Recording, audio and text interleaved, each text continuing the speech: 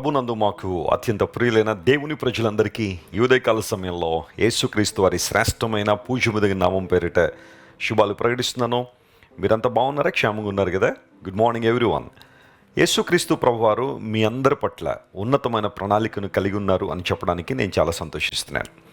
Bible సెలవిస్తూ ఉంది, దేవుడు లోకమును ఎంతో ప్రేమించను. ఆ మాట అక్కడితో ఆగిపోలేదు. దేవుని ప్రేమ కేవలం మాటలకు పరిమితమైంది కాదు, క్రియారూపకంగా ఆ ప్రేమను ప్రభు రుజువుపరిచారు. యేసుక్రీస్తు ప్రభువారు మన కోసం ఈ లోకానికి దిగిరావడం ద్వారా ఆయన్ను ఆశ్రయించువారు, ఆయన్ని విశ్వసించువారు నిత్య జీవాన్ని పొందినట్లుగా ఆయన అనుగ్రహించబడ్డారని ఆ లేఖన భాగం కొనసాగుతుంది. అంటే దేవుని ప్రేమ మాటలతో పరిమితం కాదు, క్రియారూపకంగా ఆ ప్రేమను మన పట్ల రుజువుపరిచారు.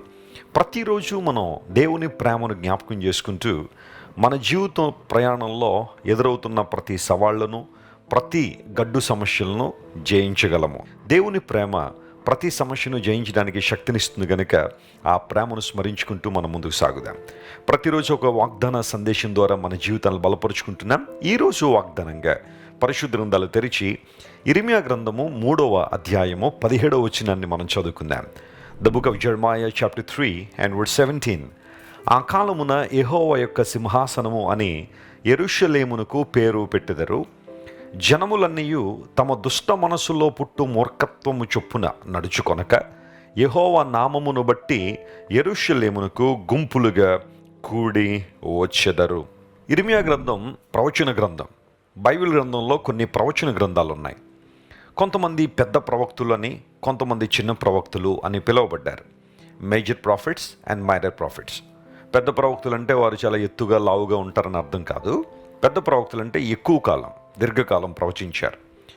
చిన్న ప్రవక్తలు తక్కువ సమయంలో, తక్కువ కాలంలో ప్రవచించి కనుమరుగైపోయారు. పెద్ద ప్రవక్తలైనా చిన్న ప్రవక్తలైనా దేవుని సందేశాన్ని, దేవుని వర్తమానాన్ని ప్రజలకు అందించారు. మీకు విషయం తెలుసా? దేవుడు తన సందేశాన్ని ఏదో ఒక రూపంలో, ఏదో ఒక స్థాయిలో ఎల్లప్పుడూ మనకు అందిస్తూనే ఉన్నాడు ఆయన. Hour God is not a silent God. మన దేవుడు నిశ్శబ్దం అయిపోయిన దేవుడు కాదు. ఆనాడు ప్రవక్తల ద్వారా మాట్లాడిన దేవుడు నేటి దినాల్లో లేదా ఈ అంత్య దినాల్లో ఆయనే స్వయంగా మనతో మాట్లాడుతున్నారని బైబిల్ ధృవీకరిస్తుంది. వినగలిగే మనస్సు, గ్రహించగలిగే హృదయం నీకుంటే ఖచ్చితంగా దేవుడు నీతో మాట్లాడుతూనే ఉన్నారు. ఆ మాటలు నీకు గొప్ప ప్రయోజనాన్ని ఇస్తూ ఉన్నాయి. ఇర్మియా అనే దైవజనుని ద్వారా దేవుడు శ్రేష్టమైన విషయాలు ఎన్నో ఆయన పలికారు. ఆనాడు దేవుని ప్రజల యొక్క మూర్ఖత్వం చొప్పున, వారి పాపాన్ని బట్టి, దేవుణ్ణి మరచి ఆయన్ని విడిచిపెట్టి వారు తిరిగిన విధానాన్ని బట్టి చెరకు అప్పగించబడబోతున్న పరిస్థితులు అక్కడ కనబడుతున్నప్పుడు ఇర్మియా ద్వారా దేవుడు అనేక విషయాలు వారితో మాట్లాడారు. అయితే 3వ అధ్యాయం దగ్గరికి వచ్చేసరికి ఆ వచ్చిన భాగాలన్నీ మనం జాగ్రత్తగా పరిశీలన చేస్తూ ఉంటే దేవుడు తన ప్రజలను పిలుస్తున్నాడు. భ్రష్టులైన బిడ్డలారా తిరిగి వచ్చేయండి, నేను మిమ్మల్ని బాగు చేస్తాను. నేనే కదా మీ యజమానుణ్ణి, నేను గాక మరెవరున్నారు? మిమ్మల్ని క్రమపరిచేవాడను, మిమ్మల్ని సరిదిద్దేవాడను, మిమ్మల్ని సమకూర్చేవాడను నేను. కాబట్టి యజమానుడినైన నా వైపు మీరు తిరిగి రండి అని దేవుడు మాట్లాడాడు. అంత మాత్రం కాకుండా నాకు ఇష్టమైన కాపురులను కూడా నియమిస్తాను అని దేవుడు వాగ్దానం చేశారు. అయితే చదవబడిన వాక్య భాగం దగ్గరికి వచ్చేసరికి యెరూషలేము గురించి దేవుడు మాట్లాడుతున్నాడు. యెరూషలేము ఇకపై దేవుని సింహాసనము అని పిలువబడుతుంది. ప్రజలందరూ కూడా దేవుని నామమును బట్టి యెరూషలేమునకు గుంపులు గుంపులుగా వస్తారని చక్కని మాట అక్కడ రాయబడింది. ప్రభునందు ప్రియ దేవుని బిడ్డలారా, యెరూషలేము ఇక్కడ మన జీవితానికి సాదృశ్యంగా తీసుకుంటే, మన బ్రతుకుకు సాదృశ్యంగా తీసుకుంటే, ఒకప్పుడు మన బ్రతుకు లేదా మన జీవితం అనేకమైన దురాత్మలకు నివాస స్థలంగా ఉంది.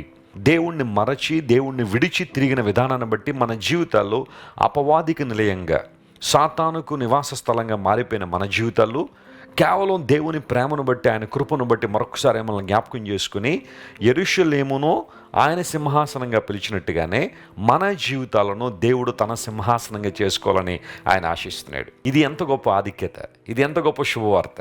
ఇప్పుడు సూటి ప్రశ్న అడుగుతున్నాను, నీ జీవితం దేవునికి సింహాసనంగా ఉందా లేదా సాతానుకు సింహాసనంగా ఉందా? పరిశీలన చేయాలి. సాతాను మార్గంలో నడుస్తూ, అపవాది క్రియలను ప్రేమిస్తూ, అపవాది ఆ ప్రేరేపణకు లొంగి జీవిస్తున్న నీవు ఖచ్చితంగా అపవాదికి సింహాసనం వేసినట్టే నీ జీవితంలో. కానీ ఎప్పుడైతే క్రీస్తు ప్రభు యొక్క స్వరాన్ని విని, ఆయన సువార్తను విని ఆయన నీ హృదయంలో చేర్చుకుంటావో, నీ హృదయము యేసు క్రీస్తు ప్రభు యొక్క సింహాసనంగా మార్చబడుతుంది. Praise the Lord. నా 15వ ఏట నేను 10th క్లాస్ చదువుతున్న సమయంలో నా జీవితాన్ని క్రీస్తు సింహాసనంగా మార్చాను. ఇప్పుడు నా హృదయంలో ఆసీనుడైన వాడు నా ప్రభు అయిన దేవుడే. ఆయనే సింహాసనాసీనుడు. ఆయన నా హృదయంలో చేర్చుకున్న దగ్గర నుంచి ఇప్పటి వరకు అద్భుతమైన శాంతిని, సంతోషాన్ని, సమాధానాన్ని నా జీవితంలో అనుభవించడంతో పాటుగా అనేక మందికి దీవెనకరంగా, ఆశీర్వాదకరంగా నా బ్రతుకుని దేవుడు చేశాడు. ఈ మాటలు వింటున్న నీవు ఇంకా నీ జీవితాన్ని క్రీస్తు సింహాసనంగా మార్చకపోతే ఇదే రక్షణ దినము, ఇదే అనుకూల సమయం. దేవుడు నిన్ను పిలుస్తున్నాడు. ఎప్పుడైతే నీ జీవితం దేవుని సింహాసనంగా మార్చబడుతుందో, ఆయన కృప ద్వారా, ఆయన ప్రేమ ద్వారా, ఆయన సిలువలో చేసిన త్యాగాన్ని బట్టి నీ జీవితాన్ని ప్రభువుకు అప్పగిస్తావో, ఇప్పుడట నీ మూర్ఖత చొప్పు నువ్వు నడవు అని బైబిల్ సెలవిచ్చింది. మరి ఎవరి వల్ల నడుస్తామంటే దేవుని ఆత్మ ద్వారా మనం నడిపించబడతాం.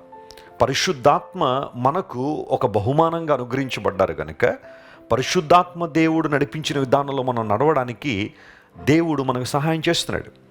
ఎవరైతే దేవుని ఆత్మ ద్వారా నడిపించబడతారో వారు శరీరేచ్ఛలు నెరవేర్చరని అపోస్తలుడైన పౌలు గలతీ సంఘానికి రాశాడు. చాలాసార్లు శరీరేచ్ఛలు మనల్ని డామినేట్ చేస్తూ ఉంటాయి. డిజైర్స్ అనేవి, లోక సంబంధమైన ఆశలు మన భక్తి జీవితాన్ని అధిగమించడానికి ప్రయత్నం చేస్తూ ఉంటాయి.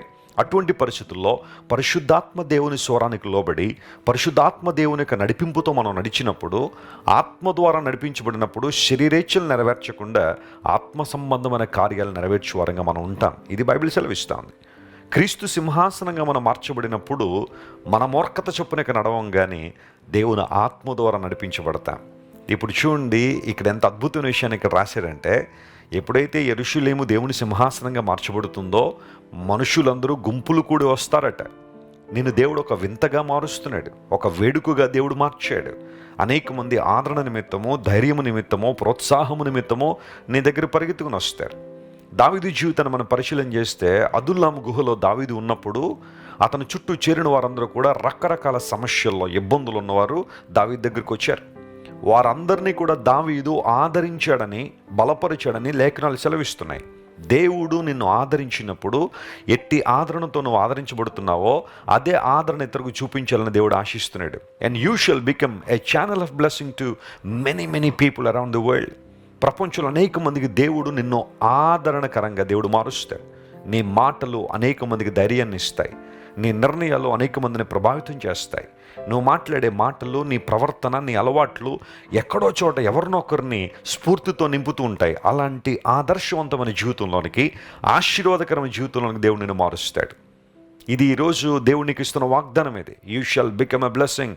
ఒక ఆశీర్వాదముగా, దీవెనకరంగా దేవుడు నిన్ను మారుస్తాడు. సాతానుకు సింహాసనంగా నీ జీవితం ఉన్నంతకాలం నీవు అనేక మందికి శాపకరంగాను, అపహాస్యంగాను ఉన్నాయేమో, కానీ క్రీస్తు సింహాసనంగా నీ జీవితం మార్చబడగలిగితే ఆయన యొక్క సన్నిధి, ఆయన ప్రభావము, ఆయన మహిమను నువ్వు అనుభవించడంతో పాటుగా ఆయన చిత్తానుసారంగా నువ్వు జీవిస్తావు కనుక అనేక మంది నీ దగ్గరకు పరిగెత్తుకుని వస్తారు. What a blessing it is. ఈ వాగ్దానాన్ని క్లెయిమ్ చేసి ప్రభువును స్తుతిద్దామా? కళ్ళు మూసుకొని ప్రార్థన చేసుకుందాం. ప్రేమగల తండ్రి, సాతాను కాపురం ఉన్న స్థలముగా ఉన్న మా జీవితాన్ని నీ ప్రేమ ద్వారా, నీ కృప ద్వారా నీ సింహాసనంగా మలుచుకున్నందుకు నీకు స్తోత్రాలు. ఒకప్పుడు మా మూర్ఖత చొప్పున మేము నడిచాం, కానీ ఇప్పుడు నీ ఆత్మ ద్వారా నడిపించబడగలిగే ఆధిక్యత మీరు మాకు ఇచ్చారు ప్రభు. నీకు వందనాలు. అంత మాత్రమే కాదు, జనులు గుంపు కూడి యెరూషలేముకు వస్తారు, ఎందుకంటే వారు దేవుని సింహాసనాన్ని గుర్తించారు కనుక. మా జీవితాలను అనేక మందికి దీవెనకరంగాను, ఆశీర్వాదకరంగాను మార్చే దేవుడు కనుక నీకు స్తోత్రాలు ప్రభు. ఎంతమంది అయితే ఈరోజు వాగ్దాన సందేశాన్ని వింటున్నారో వారందరినీ బలపరచండి, వారికి కావాల్సిన ప్రతి అవసరాన్ని తీర్చండి. రోజంతట్లో కావాల్సిన జయ జీవితాన్ని ప్రతి ఒక్కరికి మీరు అనుగ్రహించిన నామాన్ని మహింపరచుకోమని యేసుక్రీస్తు వారి శ్రేష్టమైన నామం పేరిట అడిగి వేడుకొనిచున్నాం తండ్రి. Amen, amen. God bless you dear friends. Have a wonderful day. Christ worship center ఓ బలమైన సంఘ ఉద్యమం. కొన్ని సంవత్సరాల క్రితం కేవలం 2 ప్రారంభించబడిన పరిచర్య నేడు ప్రపంచవ్యాప్తంగా లక్షలాది మందిని ప్రభావితం చేయుచున్నది. రాజమండ్రి, సికింద్రాబాద్, బెంగళూరు, నెల్లూరు, దుబాయ్, బహ్రైన్, కరీంనగర్, విశాఖపట్నం, గద్వాల్, కొవ్వూరు, మలకపల్లి, శ్రీలంక, భూటాన్, అడ్డతీగల, పాలమూరు, ఒంగోలు, బళ్ళారి, కోరుకొండ, పోతవరం, నల్లజర్ల, వెంకటరామయ్యగూడెం, మచిలీపట్నం, ఇందిరానగర్లతో పాటు అనేక గ్రామాల్లో క్రైస్ట్ వర్షిప్ సెంటర్ ఆరాధనలు జరుగుచున్నవి. వాక్య సంబంధమైన ఉద్యమంలో, పరిశుద్ధాత్మ సంరక్షణలో కొనసాగాలనుకునే ప్రతి ఒక్కరికి మా ప్రేమపూర్వక ఆహ్వానాన్ని అందిస్తున్నాము. రండి, ఆత్మతో సత్యముతో ప్రభువైన యేసు క్రీస్తును ఆరాధిద్దాం. మీరు ఇంతవరకు విన్న దైవ సందేశం మరియు దేవుని సేవకులు చేసిన ప్రార్థన మీకు ఆశీర్వాదకరముగా ఉన్నదని విశ్వసించుచున్నాము. ఈ సందేశాన్ని మీ స్నేహితులకు, బంధువులకు షేర్ చేయండి. మీకు ఏదైనా ప్రార్థన అవసరత ఉన్నచో మా ఫోన్ నంబర్లకు కాల్ చేయండి.